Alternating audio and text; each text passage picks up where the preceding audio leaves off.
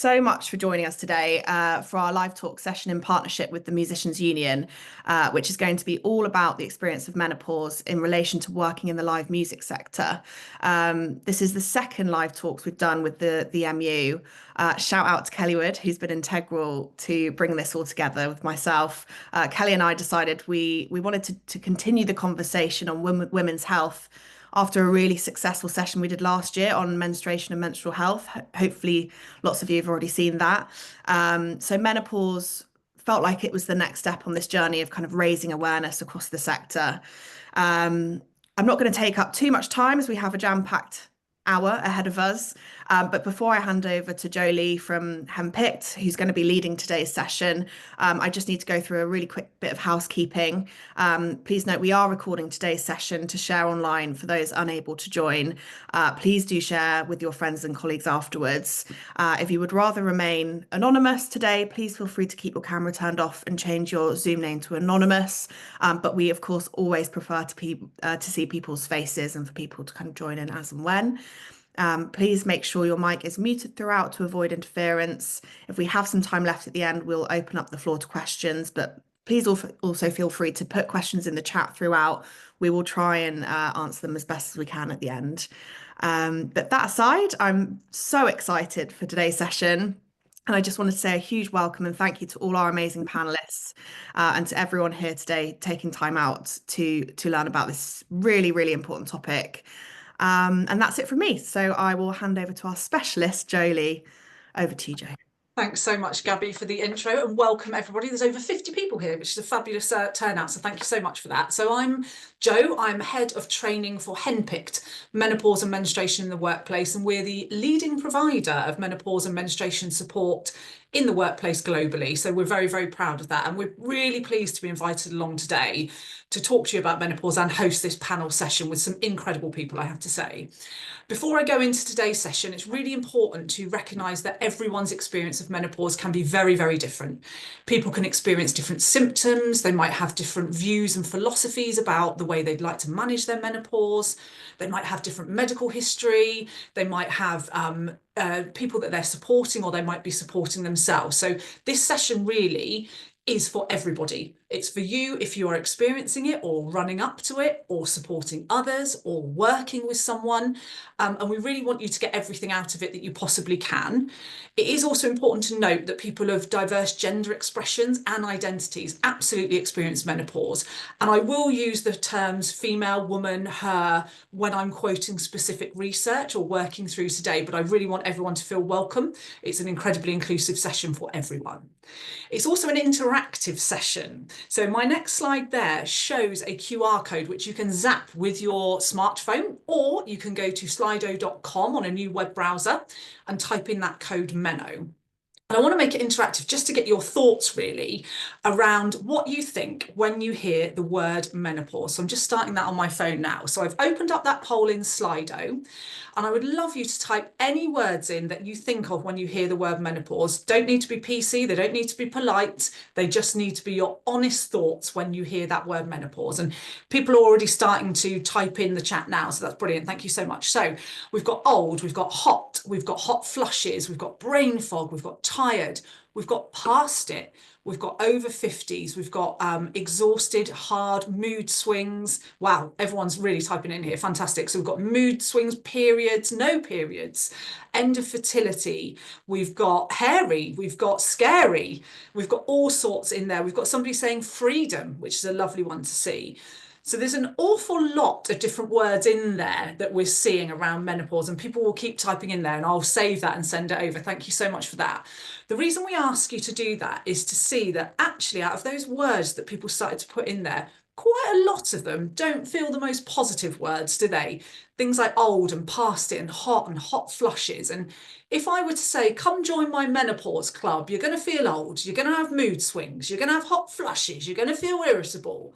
You wouldn't necessarily put your hand up and say, yes, give me some of that. And that's quite often how people feel in work. When they want to talk about menopause, there's a stigma attached to it, isn't there? There's that feeling of getting old, of being past it. And it's quite often why people feel uncomfortable talking about it. So it's really useful for you to share those words. So thank you so much for doing that. Okay, let's dive into menopause facts then quickly for you now. So it's really important to remember everyone can be affected by menopause, even if it doesn't affect you directly, even if it's not you experiencing it. It could be a friend, it could be a partner, a family member. And that's why today's session is so inclusive, so that you can understand it affects everyone. It's not 51% of the population, actually, it's absolutely everybody. Why are we talking about menopause now, though? Because it's not new, is it? This isn't something that's just been invented. So the reason we're talking about it now is because menopause comes at a really different point in life. Historically, menopause was associated at being towards the end of life, and very few people were going through menopause whilst at work. So our life expectancy was much lower, for example, 100 years ago. It would have been somewhere in our kind of mid 50s to 60s. If we think about where we are now, then, average age of menopause is somewhere between 45 and 55, with the average age in the UK specifically being 51. But look how much longer we're living. Our average life expectancy is now 83. And in some parts of the world, we've got a 1 in 7 chance of living to be 100. So actually, menopause might only be halfway through somebody's life, and we've got a huge amount of life to lead post-menopause. And I think the other significant change that you can see there on the illustration is where this comes in working life. So you might experience, as I did, I got perimenopause at 39. I've got a whole load of work life left past my menopause. We might have 20 or 30 years post-menopause to work. And it's actually the fastest growing workforce demographic globally are menopausal women.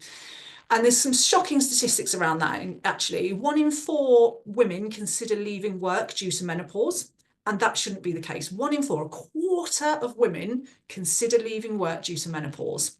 And actually, a recent research study by the Fawcett Society showed 1 in 10 have actually left. And lots more have gone on to not apply for promotions. They've gone part-time, they've retired early, all those types of things. The good news is, we know that by opening up this conversation and ensuring that right support is in place for people, that statistic can absolutely change. And there's so many simple things we can do to help that. So let's have a look at those defined terms around menopause. So perimenopause is that period leading up to your menopause. And I'll describe what menopause actually is in a second. It can last on average, they think, between 5 and 7 years, but for some people it's even longer. It's about 5 to 10 years. And during that time is when hormones change significantly and where most people, or a lot of people, experience symptoms.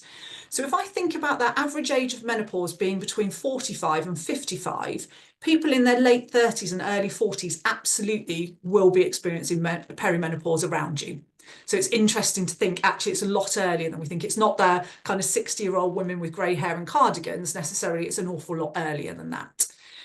In terms of menopause, scientifically, it's a 1-day event. But for those of us experiencing it, it really doesn't feel like that, I can assure you. So it's 1 day when you have had no periods for 12 months beforehand. So 12 months of no periods, menopause is that 1-day event. Everything afterwards is post-menopause. Okay, so that's an awful lot of life left afterwards, as I said. Menopause is the overriding term for all of that, though, but I just think it's useful to know those different parts of terminology before we go into a bit more detail. Okay, so menopause age. This is an illustration, again, of people's different menopause ages when they may experience it. So as I said, 45 to 55 is that average age there. People can experience late menopause, so that's anything over around 60. But for some people, it can be a lot earlier than that. So that can be in that period kind of 35 to 45. But then there is also that experience of premature menopause. And it's really important to talk about this, actually, because scientifically, from the day you start menstruating, you could potentially experience menopause. It's possible. It's very rare.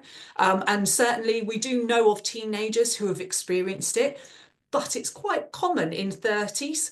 And for some people, even in their 20s as well. And if you can imagine putting yourself in somebody else's shoes, they're in their 20s, none of their peers and colleagues are experiencing menopause, and they are experiencing it alone. There's that whole fertility situation around that. So it can have a huge psychological effect as well as a physical effect. There are other times we can experience menopause as well. That might be around hysterectomy or cancer treatments. And those types of menopause can be really significant and fast, and the symptoms can be quite hardcore and dramatic. So really important to know it can happen at other times as well. And I think we also need to be careful of that language we use. So lots of people say it's a natural transition. Well, it is a normal transition, but for people who are experiencing cancer or hysterectomies, etc., it doesn't feel like a natural transition. So we always encourage that use of that word normal rather than natural. So let's have a look at the hormones that are at play during menopause. So this illustration, again, not a scientific graph, an illustration shows our 3 different hormones that are in play throughout our whole lives as people born as female. So we have got estrogen there in the purple. So you can see estrogen rises, then goes across fairly steadily. We'll have a monthly cycle fluctuation, that was my menopause brain, sorry, fluctuation throughout. Then we hit perimenopause, that section in the middle, and you can see that wild oscillation of the hormone estrogen. And that's the one, estrogens are lubricating hormone. So that's the one that affects our skin, our nails, our hair, but also has another 300 roles to play in the body. So our brain function, our organs, our connective tissues, that type of thing. And that's when people typically experience those menopause symptoms, is during perimenopause. And it's quite often related to estrogen. Key message is 1 in 4 people experience no symptoms of menopause. They are very, very lucky people. That's amazing for them. 2 in 4 will experience mild or moderate symptoms. And another 1 in 4 will have those severe symptoms that lots of people will talk about today experience. So there's a really wide range of things. So this is not to panic anyone. This is to just give people an illustration of what can happen. And everyone's body is different and reacts differently. So not everybody will have those severe symptoms. Okay. If we think about menopause symptoms, we've talked about some of them in the words that we said right at the start of the session. Here are some on the screen now. They are split between psychological and physical symptoms. So there's physical symptoms like hot flushes, night sweats, achy joints, changes in our hair, that type of thing are very, very real for people, as are those psychological symptoms, which are now much more recognised. They weren't recognised as much maybe 10 years ago. So that loss of confidence, that brain fog, word loss, anger, emotion, anxiety, absolutely play a part in perimenopause and menopause. So it's useful to understand those and know that everybody's lived experience is different. So just because I had night sweats, it doesn't mean the next person will. So it's understanding everyone's very different. Okay, so I'd love to do another Slido now quickly. Let me just do that on my phone. So which of those symptoms that we looked at, and I'll scroll back after you've scanned the QR code, which of those symptoms do you think could be most challenging to deal with in your context of the music industry? So think about your environment, think about the ways you work. Which of those do you think could be really challenging for people? And you can pick your top 3 in the multiple choice on Slido now. So I've got that one open. So if you select the ones that you think might be the most impactful, and it will be different in every different environment, actually. For a paramedic, it's very different to someone working in an office, to someone who's on stage, very, very different. So let's have a look at these. So brain fog and poor concentration are coming out top at the moment by the look of it. And I can understand why in your context, actually. There's a huge amount of busyness and requirement to perform in your industry. So I can understand why those would impact, and followed up very closely by loss of confidence as well. So I'll leave that poll open. You can keep on voting in there. And again, I'll share those results afterwards. But yeah, it's quite often those psychological symptoms that people talk about having such a massive impact on them in work. So thank you for the votes there. Okay, the great news is nowadays there is a ton of different options for people to manage their own symptoms. And I've got 4 of the key options on the screen there. I'm not going to go into them in too much detail because actually we're going to give you a handout, a resources booklet that's got all of the content in and has got some really great information about these different treatment options in there. So that will be available for you. So don't worry that I'm just briefly talking about this. But the good news is if you find the symptom that's really impacting you, for example, if it's night sweats, that has a knock-on effect to your sleep, doesn't it? Which will probably help with your brain fog getting worse and may knock your confidence, may make you feel anxious. So it can be a bit of a vicious circle. The great news is if you treat that symptom of night sweats, actually it can start to improve your sleep, your confidence will build again, you'll experience less anxiety. So knowing what your symptoms are and tracking them in the resources that we send out, and then finding the treatment that works for that particular symptom can have a hugely positive effect across the rest of your life. Now, there is no right or wrong treatment for menopause or the symptoms of menopause. It is personal choice and no judgment for anyone, whether they choose HRT, so hormone replacement therapy, or they choose complementary therapies, or they choose lifestyle. There's no judgment at all. And sometimes it can take a period of time to get the right treatment for you. For me, I know with HRT, it took about 6 to 9 months to get the right level for me and the balance. And some of the complementary therapies I tried, I didn't really like, and then tried some different ones. So it's definitely worth playing with, but always under the advice of a medical professional or a nutritionist or a complementary therapist or somebody who knows what they're doing and can advise you and support you with your treatment. The key message here, though, is if you're experiencing any of those symptoms, do not suffer with them. Don't suffer with them for too long. Go and get help really early, because the earlier you get support on either a medical treatment or a lifestyle change or a mindset approach, the more likely it is to work and the more likely you are to get those positive impacts really quickly, and the symptoms are less likely to spiral out of control. So that's our key message from this, really. But there are so many different options. I can't go through them all today, but they are all in those resources for you.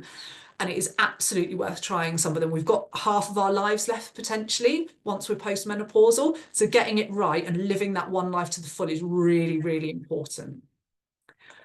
Okay, so let me then think about other people that can experience menopause symptoms actually.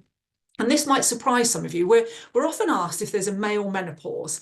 Well, absolutely there isn't a male menopause, because it's the ceasing of menstruation, and biological males don't experience menstruation. However, there is something called the andropause, which is the gradual decline of testosterone. Which lots of men experience 30 onwards, but it's a very gradual decline. It's not that kind of wiggly line we saw with estrogen for females.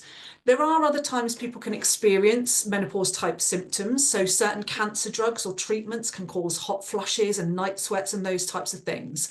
So it's really important to remember hormones are everybody. They're not just the female menopause, it's everybody, and lots of people can experience them in different ways.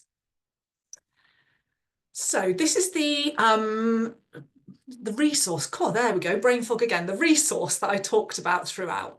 So it's called Managing Your Menopause, a 3-stage process. And that is about tracking your symptoms, working out what your philosophy is and the treatment that you'd like to go for, and then how you're going to take action and who's going to support you.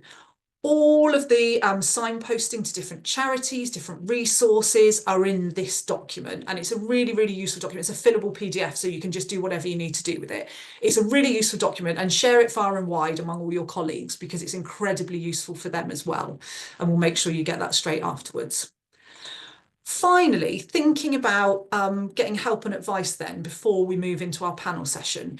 We all know that our medical services globally, not just in the UK, are under a huge amount of pressure at the moment. And we have some really amazing stories from GPs of how they've helped people, but there can also be some challenges with accessing that help, or with GPs actually being educated at all in menopause. There was no requirement for them to have menopause training until this year.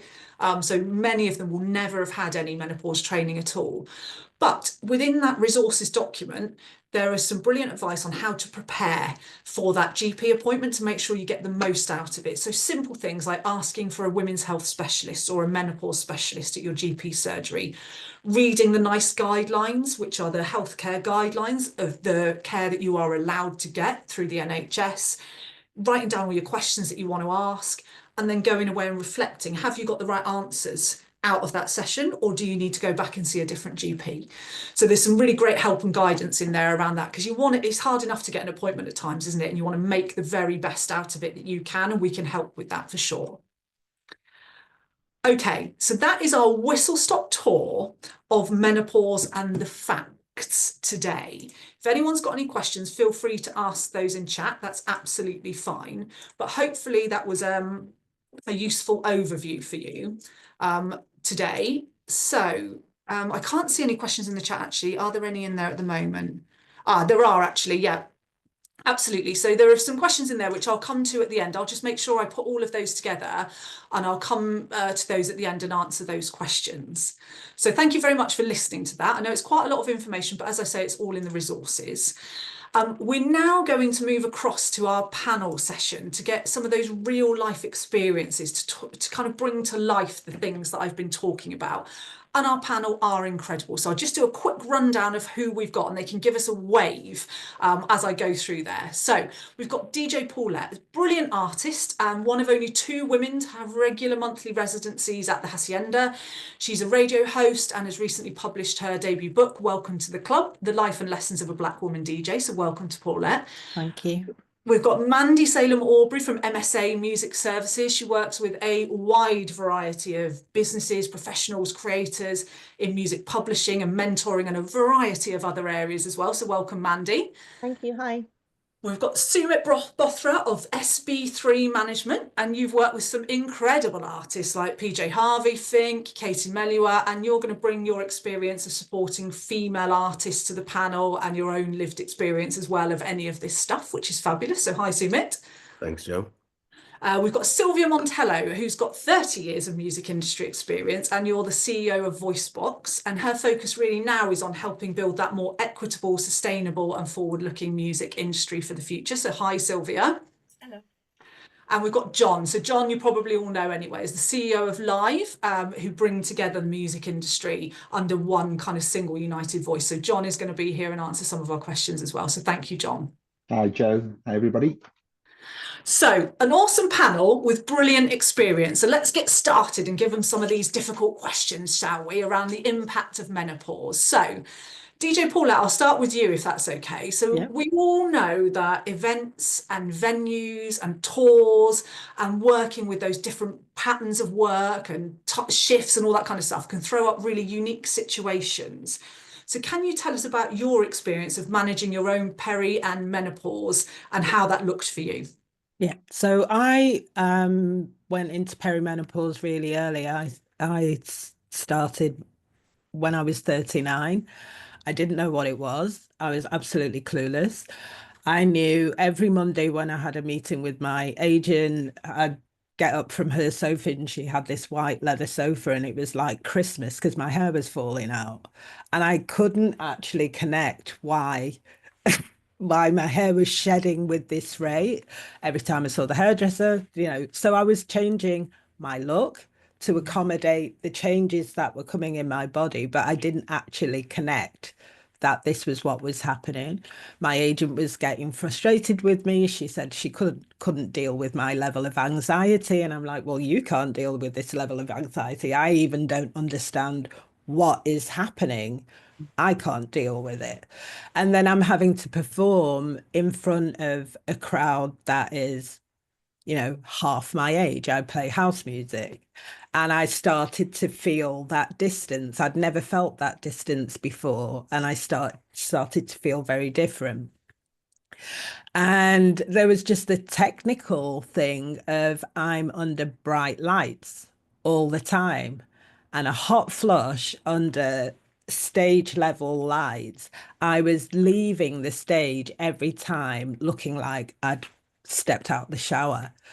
And it was just this one day to the next, complete body change, complete mindset change of what is going on. I need to understand what's going on. And it took years before I actually figured out that I was menopausal. And in this time, with all the, there were psychological changes, emotional changes, there were life changes that were happening, finishing with a partner, wanting to actually not knowing whether I wanted to change my job, wanted to leg it and leave. There's just like this whole, where we looked at that graph where it was just like so erratic.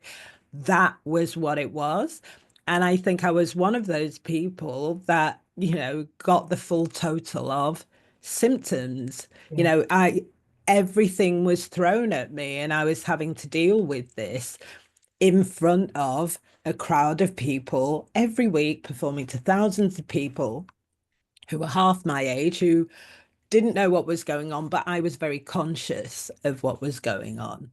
And, like I say, it took years for me to figure out how to deal with that. And some of it wasn't handled that well. I wasn't around anybody that understood it or cared necessarily. I was around a lot of men. I couldn't discuss it with them. My female agent was frustrated and just wanted nothing to do with my emotional, the fluctuations in my emotional equilibrium. So it was a very lonely time. And I think I speak a lot about it now because I don't ever want anyone to feel as lonely as I did when I went through my menopause. And it happened for me so early that nobody could understand really. They Yeah, don't associate menopause with 39. They associate menopause with double that. yeah, yeah. So that was how it was for me. Yeah, and there's so many interesting points in there, Paulette. So there's so much life going on at when you get to past mid-30s, whatever, there's career, there's maybe kids, there's elderly parents, there's finances, there's houses, Yeah. there's whatever going on, and then this happens as well. So that's a really common thing we hear.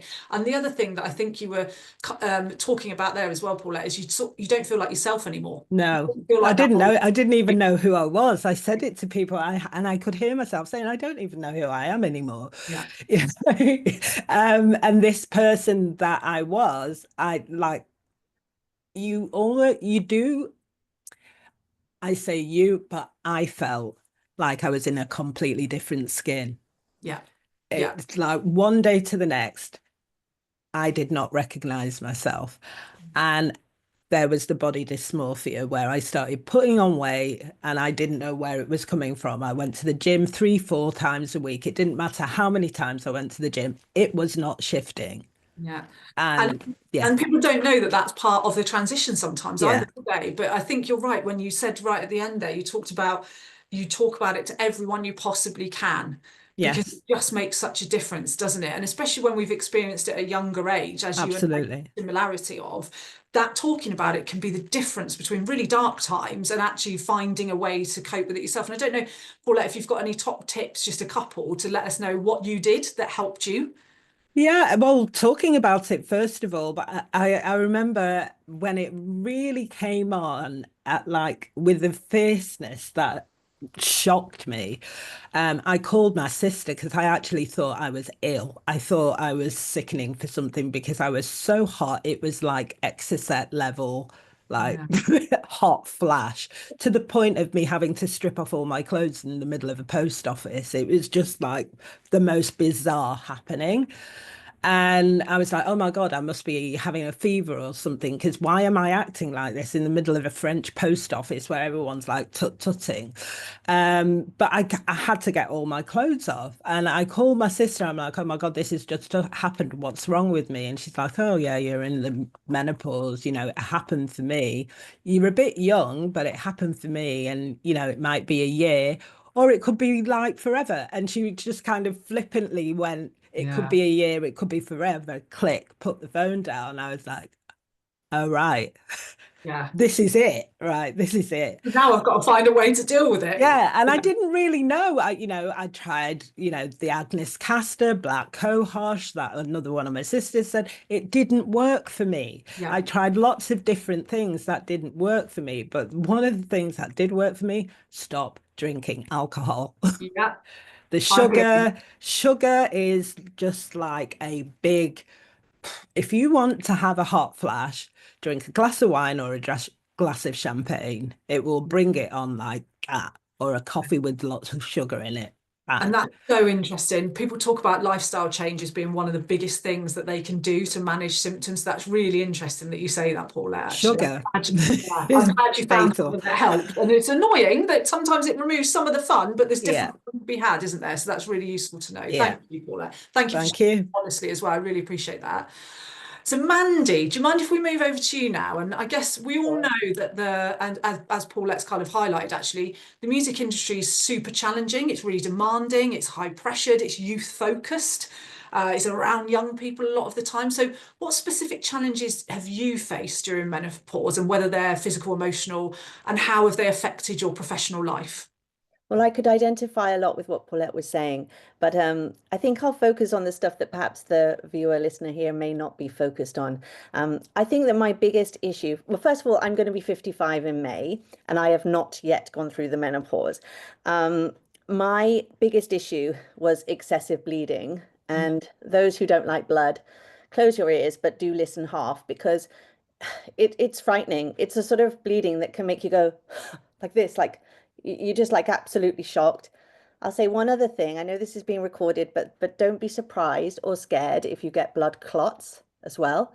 That's really, really scary as well. Really, really disgusting, but and unmanageable. So that was my biggest issue. That's also sometimes due to, I am not a doctor, as you know, but my gynecologist says it's due to myomas. I think we all have myomas in nearly all of us do, and they're not malignant or anything, but they can cause certain obstructions, which can, if in the wrong place, it's not necessarily that they're big, but in my case also it's because of the positioning, and it means that the clotting is exacerbated.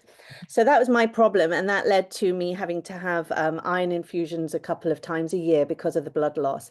And excessive bleeding, from what I've read, I mean, this is like filling, again, very, very open, but filling a Super Plus tampon and a nappy towel, as I'll call them, within an hour or two.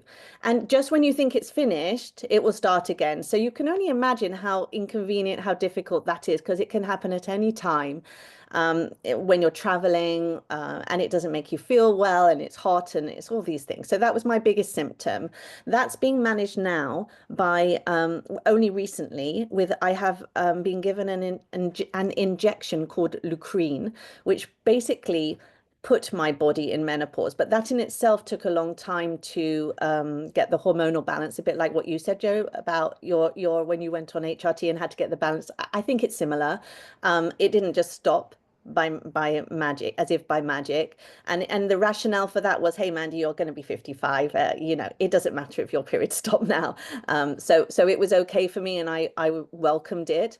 But what's interesting with that, when you were saying, Joe, about the different treatments one can get, that there is something to be there. One of my, obviously going into menopause properly, we'll see what happens, because they won't give me another injection now. This one should last 6 months. But what happened is, of course, the hot flashes. Now, hot flashes are not just like, first I want to talk about the sort of heat it is. I don't think it must be quite hard to understand. It's, to people who don't experience them, it is not like being hot. It is not like being hot. It is this, it's like if you imagine a volcano inside you that's coming, and it's intolerable.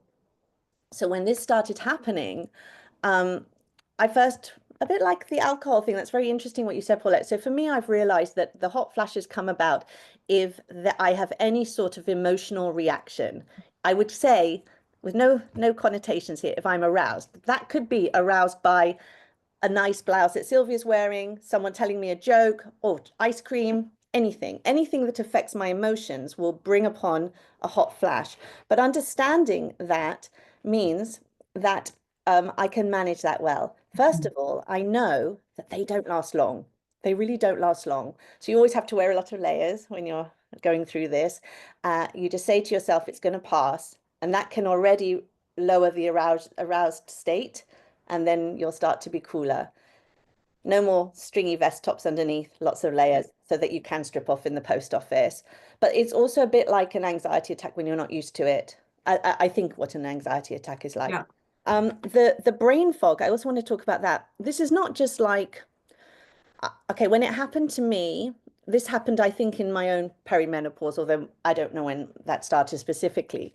I couldn't remember the name of my sister-in-law. It's a bit ridiculous, right? But it wasn't like, you know how if you forget something, you can say, like, my brothers and sister are called Lisa and Mark. So you go Mark, Mandy, and Lisa, or you say Mandy and Pascal, my husband.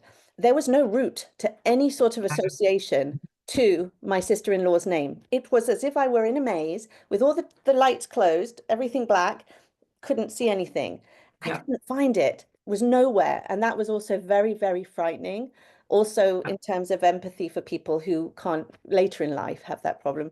And then the last symptoms, well, the one I'll talk about, well, two things. I think that I think I gave up on my one of my jobs, Song Trust, quicker than I would have done. Now, just when Paulette was talking, I thought, oh, maybe that's why I thought I wasn't satisfied there out the blue. So I think I was rash. So mark that as a possible if anyone listening here thinks, oh, I suddenly want to change my life or do something, just Yeah. bear in mind this could be something that you could wait a bit longer before acting upon to see because it Yeah. might pass. And of course the body thing. It's Yeah. as if in January 23, I just woke up and started weighing a bit more every month. And it's I don't, I'm now learning to deal with it. And it's a process. I'm just trying to think, oh well, so I'm different. But I Yeah. don't want to be viewed by my peers or especially younger women in the business or anyone as this old Mandy. I'm not. I will always be 25, no matter what, always 25. So Yeah, so that that I'm makes sure there's some questions, but those are my biggest symptoms, I that's think. perfect. Yeah, thank you so much for that, man. And thank you for sharing honesty again. And I will interject at this point, just to let anyone know who hasn't gone through menopause yet, don't panic. I've never experienced a hot flush in my life. I've had other symptoms, so everybody experiences it differently and to different levels. So don't panic. Our message here is to share our own experiences so people can see the viewpoints and what's coming across, and also share these brilliant tips of how you cope with it as well. So that's really, really helpful. So thank you so much for that. So Sumit, do you mind if I move over to you now and talk about your role really of supporting and managing artists? And have Mhm. you found anything that's been really useful in terms of working with someone experiencing any of these kind of hormonal or menopausal symptoms, particularly artists who are on the road? I'm guessing that can be really challenging. Yeah, I mean, well, firstly, I just want to say thanks for the invitation to join you. It's great to be here, and it's always good to continue one's education in all of these topics. The first time menopause came up for me in a professional capacity was during my time as managing director of ATC management. I now operate independently, but OJ Ransley from ATC Live and I were at the Great Escape standing in line. We had just finally put a maternity policy in place for managers at our company.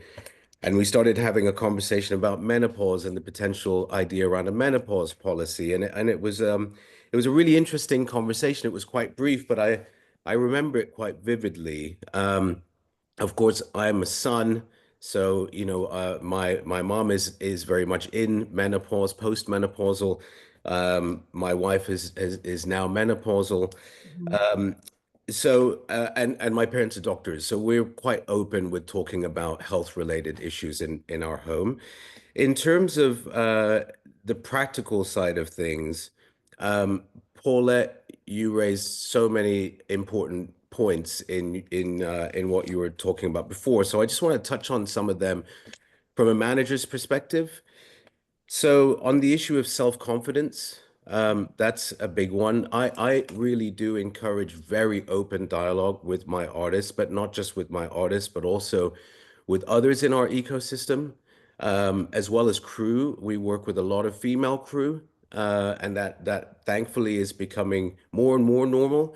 And so I'm not just considering the artists that I represent, I'm also thinking about everyone else in the wider ecosystem. And I think we should all be mindful of that. The first thing is that, as we discussed earlier, menopause affects everyone differently. And so I think trying to hone in on one's unique experience is really, really important. On the topic of self-confidence, that could, from a practical point of view, that could impact what clothes one wears, so styling, especially as your body starts to change. Um, Lighting, when it comes to photography, filming, I don't like shadows on certain parts of my face, or lighting on stage, or lighting during a photo shoot. Um, Same around filming or on brain fog. We talk about, if at what point during the day when you're on tour are you maybe most alert, most on it? Because an artist can start to feel really vulnerable when you put them in a interview setting at the wrong time of the day, or when they're in the wrong not in the right headspace. So we try and be as considerate as we can about those things. And again, that comes from just talking really openly. So I guess those are kind of touch points around self-confidence. So lighting, obviously the temperature in the room. Paulette, you mentioned bright lights, warm lights. Same thing happens in a promotional environment, of course. Perspiration, brain fog, all of these things have an impact on how we might attack a promo schedule. Temperature fluctuations, in our riders, we will have, can we please have hotel rooms where we have a balcony or a window that opens so we have fresh air? So there's some degree of temperature regulation that isn't just an air conditioner, which actually could be very bad for someone if all you're dealing with is an air conditioner in a hotel room. So even down to things like riders when it comes to hotels, when we're planning shows, particularly over the summer, indoor versus outdoor, when we're doing festivals and a promoter's just like, great, you're playing main stage at 7 o'clock, right when the sun is literally beating down on the stage. And and as a manager, you might think, well, hold on a minute, where is the sun? When is it hitting that stage? When is it going to sunset? Is there an indoor option that might work better for my artist? Because my artist might not really feel the need to play main stage outdoor. If there's a great indoor option for my artist, fantastic. Let's do that. It'll probably be better. Yeah. What time are you on stage? It's another thing. It's like, are you on in the afternoon? Are you on at 7 p.m., 8 p.m., 10 o'clock, 2 in the morning? Again, all of these things matter. Routines. I think that's also really important, particularly when we're dealing with female artists and female crew as well. It's like, let's think about our routines and let's just be mindful about showing up on time and trying to stick to schedule, because a lot of times people can just forget, oh, whatever, I'll be in the lobby an hour later than usual. And it's like, can't really do that. So let's Yeah. be respectful and just stick to a strong routine. A lot of that comes with working with grown-ups and professionals. I'm very thankful that I do. But And those things help with anxiety, hey, as well, because anxiety is a huge symptom for some people. Knowing the massively. routine is incredible. And like to Mandy's point, you might, be struggling with travel, and you might think, I can travel for an hour to 2 hours on a tour bus, but there's going to come a point where I'm going to start to feel shaky. I don't want to be on that bus at that time. So Yeah. if I say let's leave at 12 so we can get somewhere by 1:30, can we all just please do that? Yeah. Those Yeah. types of things I think are quite important. The other thing that we haven't really touched on here is emotional vulnerability as well. Menopause signals essentially the end of the ability to have a natural birth. Um, that can be challenging for certain people. For my wife, I know that's extremely challenging because she Yeah. cannot have children naturally.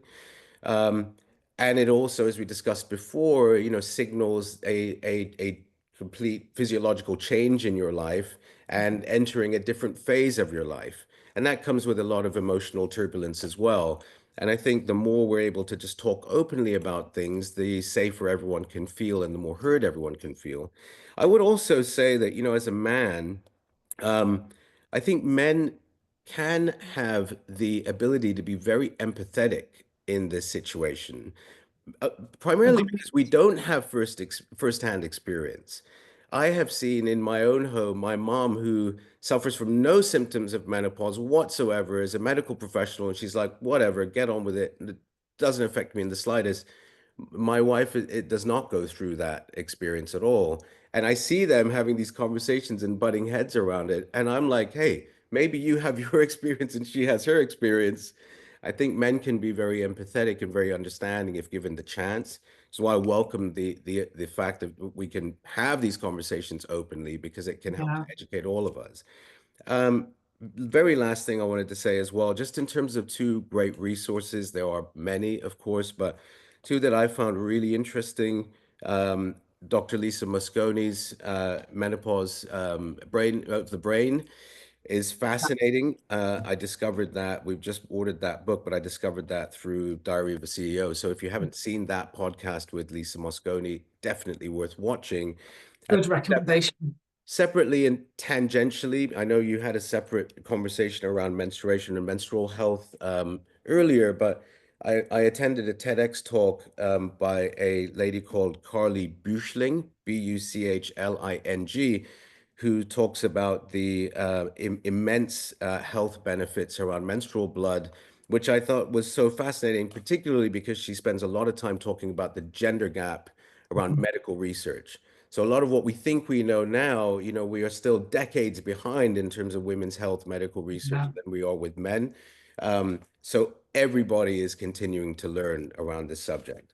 And those are, I guess, the key things I would maybe share from a manager's perspective, if that's helpful. So incredibly useful, so brilliantly put, so amazing to hear. And you are so right. In my experience of working with many different organisations, men can be a brilliant, empathetic, objective support for menopause if they are given the chance, the training, the education, the whatever it is to do so, because you're never going to live it. So you're not going to come with any preconceived notions. And what I loved, particularly, Suma, is the simple things you can do where you've just listened to somebody and you've adjusted things for them. They're only small. We don't have to move mountains. We don't have to, lots of these things are very simple, but they're life-changing for people. So that was absolutely brilliant to hear. Thank you so much for sharing. I really, really appreciate it. Okay, Sylvia, moving on to you now. So menopause can still be a taboo topic for lots of people to talk about. But would you mind sharing again just your experience of menopause, so we get a little bit of your lived experience, but then following up to that, think about also what might be done in the music industry to help normalise the conversations around it as well. So it's kind of two parts, really. Sure.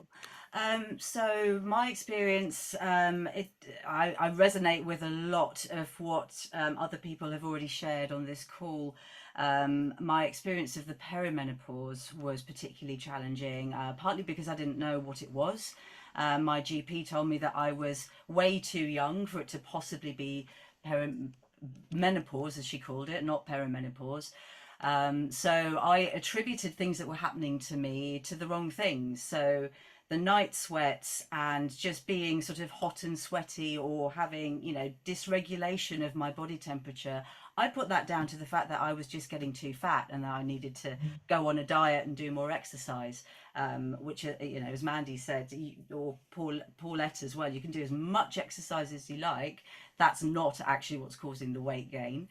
I was, when I was at peak perimenopause, I was in a very senior role within an organization, and surrounded by senior men. And unfortunately, unlike Sumit and other male allies on this, they were not understanding at all. I was being worked very, very hard, and also being made to feel that I was not able to deliver.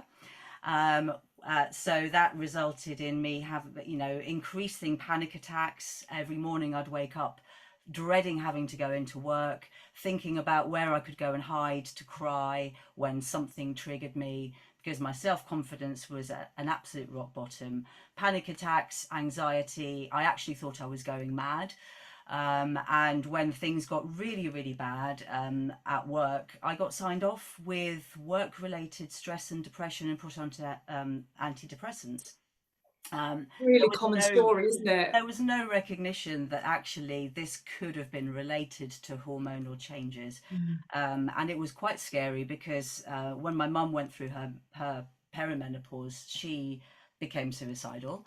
At least she expressed having suicidal thoughts, and not wishing to trigger, but it's worth mentioning here a statistic around the biggest age group for female suicides in the UK is actually the 45 to 54 age bracket.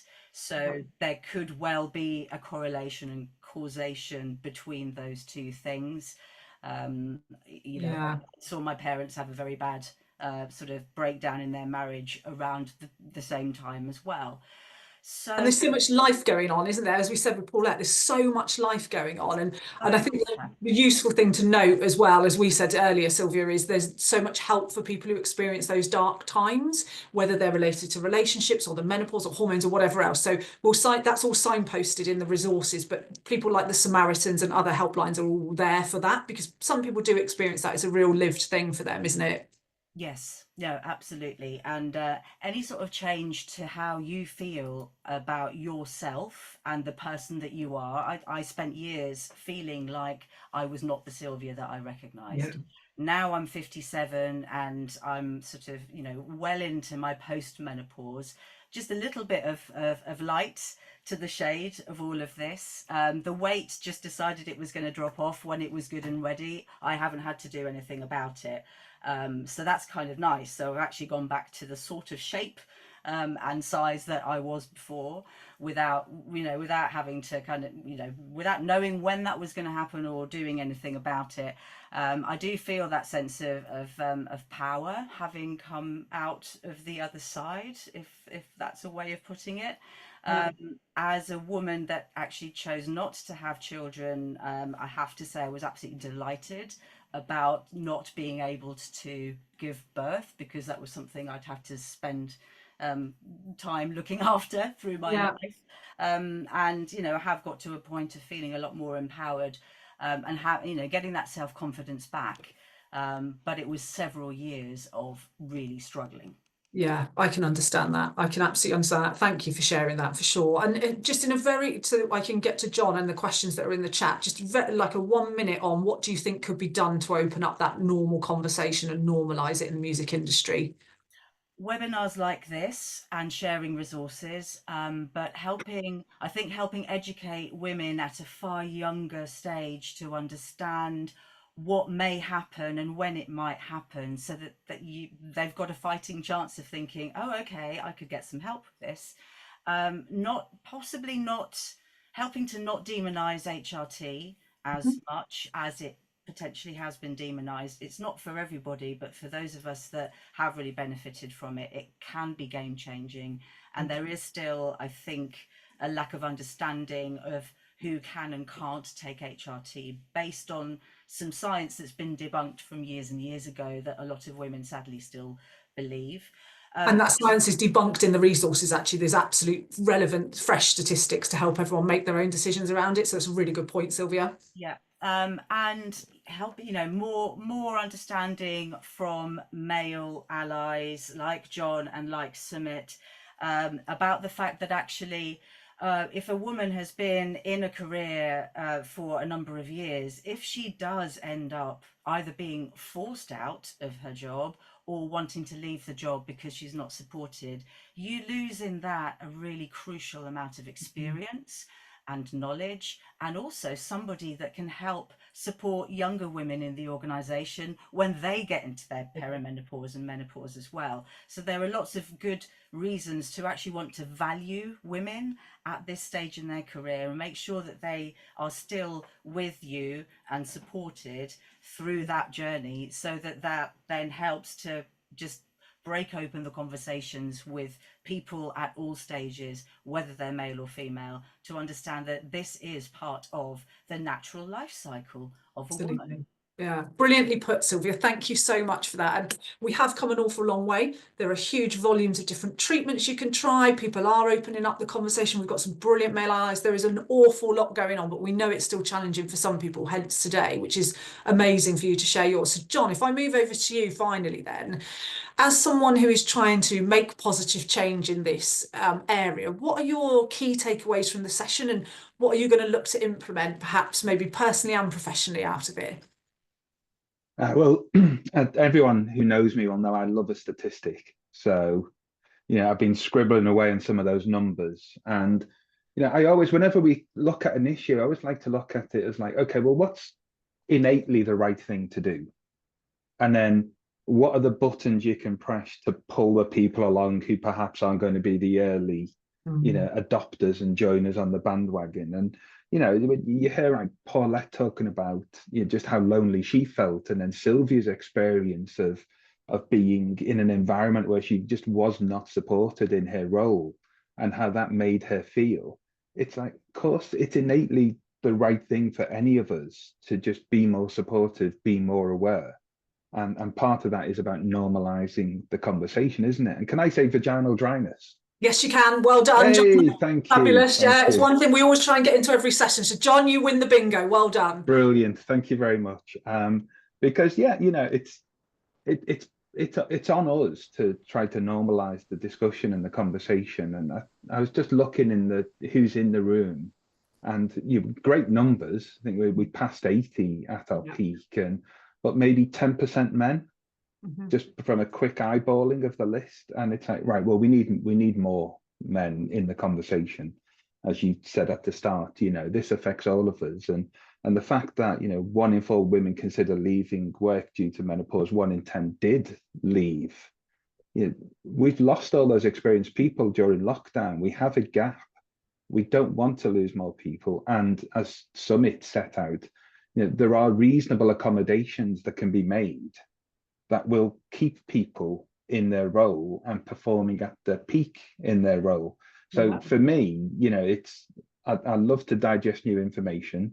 And then, Gabby, who is the absolute force behind live talks and much of the work we do in this space and in other spaces, I think we will put our heads together and figure out, well, okay, what resources can we share? How do we move the conversation on next? Where are the other opportunities to just be talking about these things? They're like Mandy's point about, excessive bleeding, and well, having to deal with that normally in life must be one hell of a challenge. Having to deal with that on a tour bus, just it makes it infinitely more difficult and complicated. So yeah, learning, spreading the word, normalizing the conversation, and then what are the practical steps people can take to make it that bit easier for people going through the process, so that we keep brilliant people in our industry.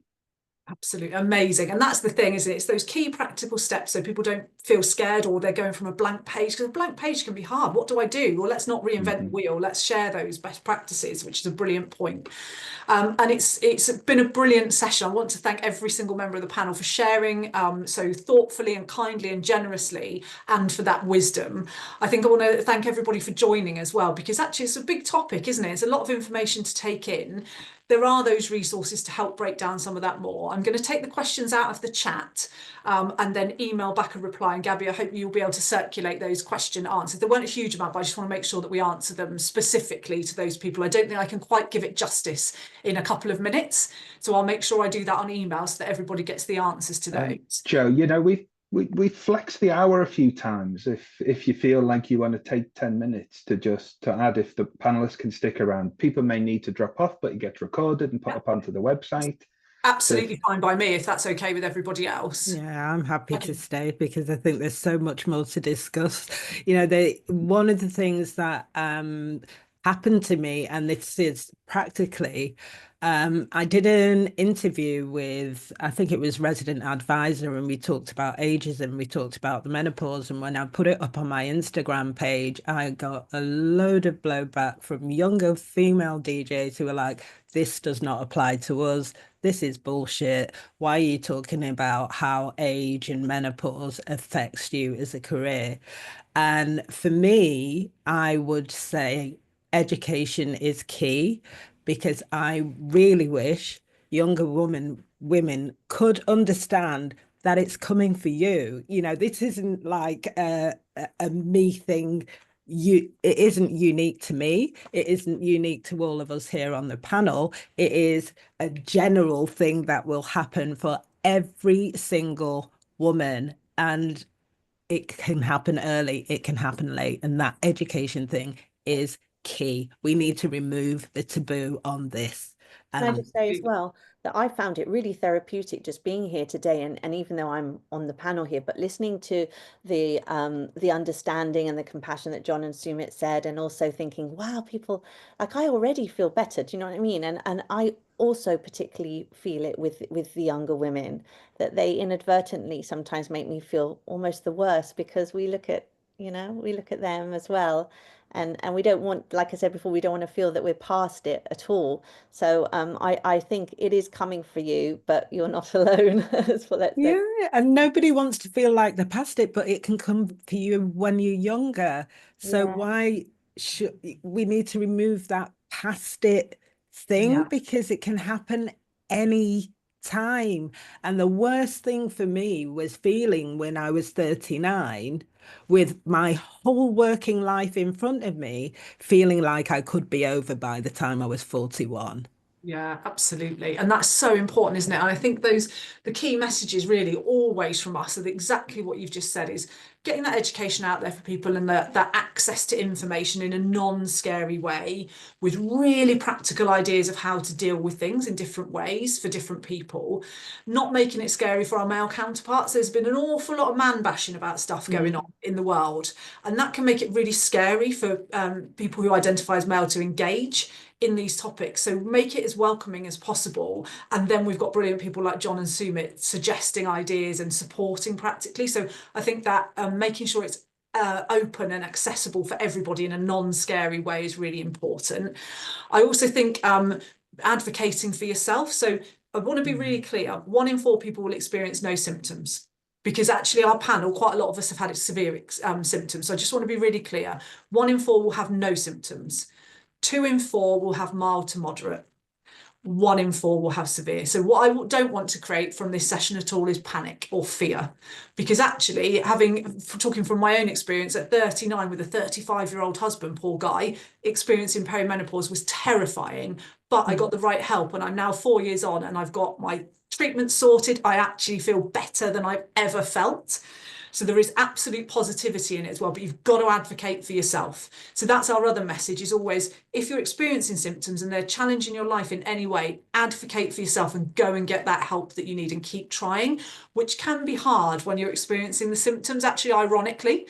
But having a support network around you of people to be able to do that with you is really important as well. Sorry, Mandy. Oh no, I'm sorry. It's just that, when you go to the doctor, you think, well, will I tell them about my sore throat or my itchy head, right? You often think about one thing. Well, I would say for menopause, it's quite important that you don't that you maybe start to write down the stranger feelings. It could be aching knees, aching joints, or suddenly you couldn't go up the stairs and the next day it was gone. All these things, because it's actually, from my understanding, it's often the accumulation of a lot of unusual symptoms. To be honest, because of the diagram with the estrogen was very interesting, how it affects all these different parts of the way we function, and that might help the doctor to better diagnose that this could be something. And then, like my hot flashes, as soon as I realized, okay, they will pass, then of course I had less anxiety, and so Absolutely, and a brilliant point. And that symptom tracker in the resources document is brilliant for that. You can track how often you have those different types of symptoms,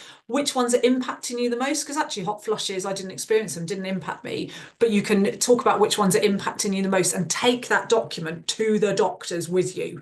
I would say also, Joe, you said earlier that it's different for everyone. I have a twin sister. We are identical, exactly the same age.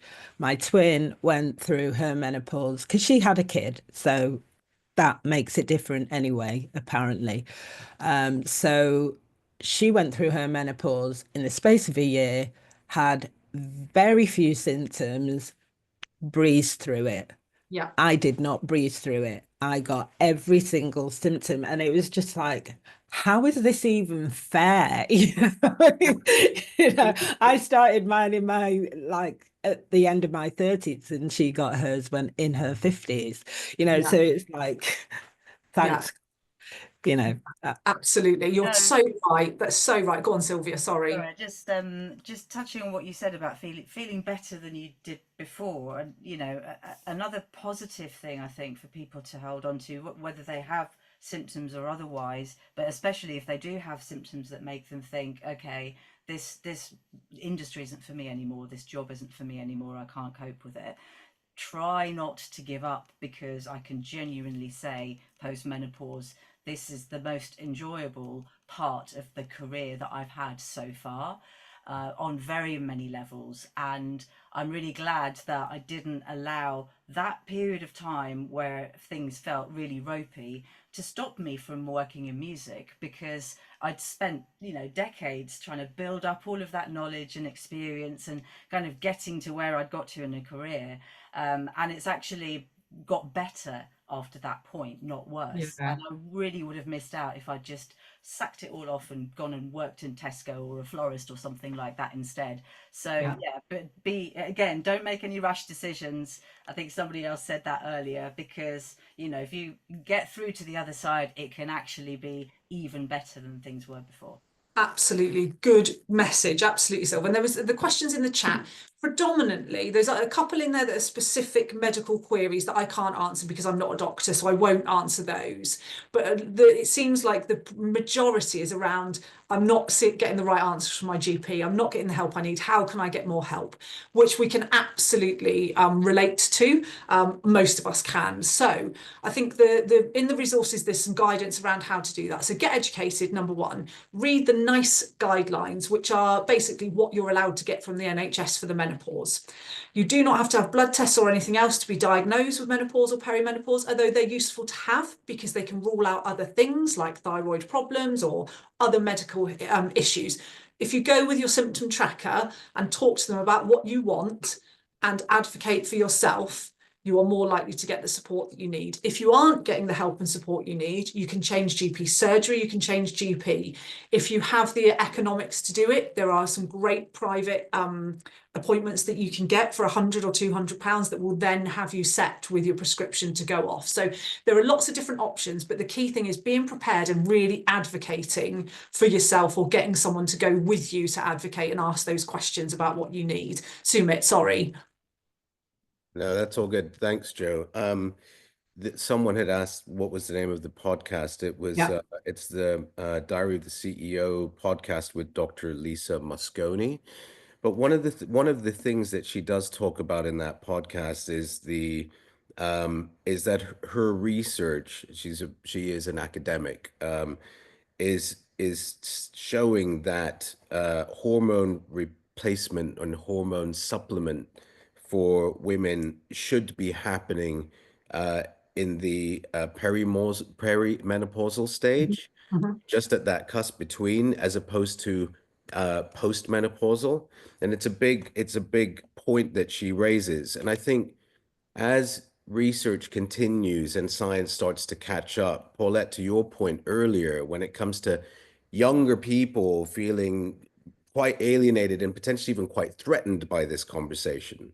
I'm a dad to 3 daughters, and we also speak very openly about all of these things. And I think when you start going into your GP and the GP is just fobbing you off, which is quite a commonality in the comments, I think being armed with certain degrees of information of where science it currently is can help to even educate your GP that I have done my own reading and I know this is where science is. And I think as science progresses, and if it does come to pass that hormones, supplemental hormones start to be prescribed at a younger age, pre-menopause, then it will naturally normalize this conversation because young people will be going to their GP saying, I'm experiencing changes in my body. The GP will say, I know exactly what that is. Here are various things that you might be able to use, some chemicals, some not, that might be able to help. Do you see what I mean? So yeah, you're think so right, Sumit. conversation and medical science and, writing and talking about the subject, all of which hopefully will lead us to a better place, right? For sure, absolutely. And there's another brilliant resource for educating yourself on these types of things. So on henpicked.net, which is our free website that's free for individuals. It's not a business related website, it's free for individuals. There are a set of free lunch and learns, I think there's over 50 now, that are around nutrition and menopause or HRT or alternatives to HRT or exercise or heart health after menopause or whatever. Anything that you want to find out about, it's all from doctors, it's all evidence-based, it's all factual. So you're not reading something on Instagram, it's factually based evidence that you can go and educate yourself so you can advocate for those answers as well, because that's really important too. And it's all free, which it should be. That's out there for everybody. It was interestingly in the chat, Gemma has commented that she's got tears in her eyes because she doesn't feel so alone. And that's the point of this conversation, isn't it? Is that those, and people have said, I agree. And that's the whole point of this. Just starting the conversation and knowing where you can go to get some answers. And I know there'll be even more answers soon for you all from what John's talking about, the work that they're going to do, is so powerful and literally is life-changing for people. So yeah, go and check out those resources and do a little bit more digging for yourselves. Chat amongst yourselves as well, because there's real power in numbers as well in terms of that conversation. Yeah, it's also really seeing, and I think it's important seeing the diversity in this panel, having men on as well as women, and also including women of colour, because what I find is a regular occurrence whenever they do documentaries on TV, whenever they do podcasts on, whatever streaming services. It's a lot of white women having a lot of chat about white women's experience of menopause, and there are hardly any Black or, women of color who are invited on to give their opinion. And we do need to get the younger women on as well. But it's just really important to see yourself represented as part of the discussion. And I think you've done that really well here. That's a really good point, Paulette. And yeah, that's a really good point to say thank you, I think, to everybody for all of your input. That was amazing. And thanks for the questions. And if there are any that are specific, I'll start signposting people in the right direction as well, for resources that can answer them. Huge thank you to the panel. That was amazing for you to share. Thank you to Gabby and John for arranging it. Gabby, did you want to say something just to wrap up the session for us? Yeah, I mean, wow. Thank you so much, everyone, for joining today. And a huge, huge thank you to Joe, Mandy, Sylvia, Paulette, Sumit, and John for your time and openness today. It's just such an incredible session, so eye-opening, so real. These are real life experiences happening all the time, every day, to so many people in our industry that we just can't afford to lose. So I'm just really pleased we're having these conversations openly, and long may they continue. And thank you so much, Kelly, for being my buddy and putting this on today. We'll have to think about what's next in this series of talks. But yeah, we'll share the link for the video for this session on our website, www.livemusic.biz/live-talks. And it'll be across our social media, so keep an eye out, and please do just share this with your networks and help us reach as many people as possible. But yeah, thank you so